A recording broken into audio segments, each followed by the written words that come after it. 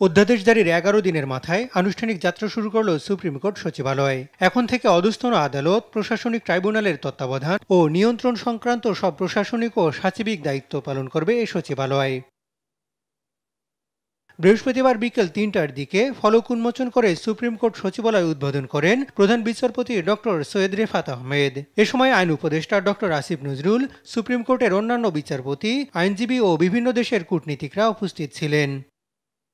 এ সময় আইন উপদেষ্টা বলেন, এর মধ্য দিয়ে রাজনৈতিক প্রভাব মুক্ত হলো বিচার বিভাগ। এখন আর রাজনৈতিক প্রভাব থাকবে না। এটা আইন মন্ত্রণালয়ের কাছ থেকে সম্পূর্ণভাবে বাংলাদেশের সুপ্রিম কোর্টে যে প্রধান বিচারপতি আছেন ওনার নেতৃত্বে যে সচিবালয় আছে সেখানে ন্যস্ত করা হয়েছে। আগামীতে আমরা বিশ্বাস করি এই সচিবালয় বাংলাদেশে আইনের শাসন প্রতিষ্ঠার পথে একটা বিরাট ভূমিকা রাখবে। আর গণতন্ত্র আইনের শাসন বজায় রাখতে সব রাজনৈতিক দল ও নির্বাচিত সরকারের প্রতি আহ্বান জানান প্রধান বিচারপতি।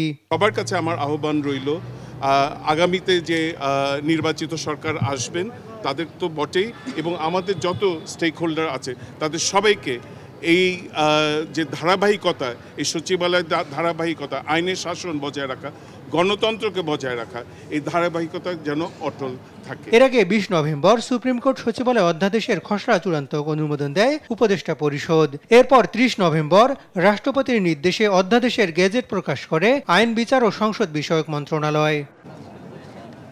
হাসান আল মাহমুদ, দেশ টিভি, ঢাকা।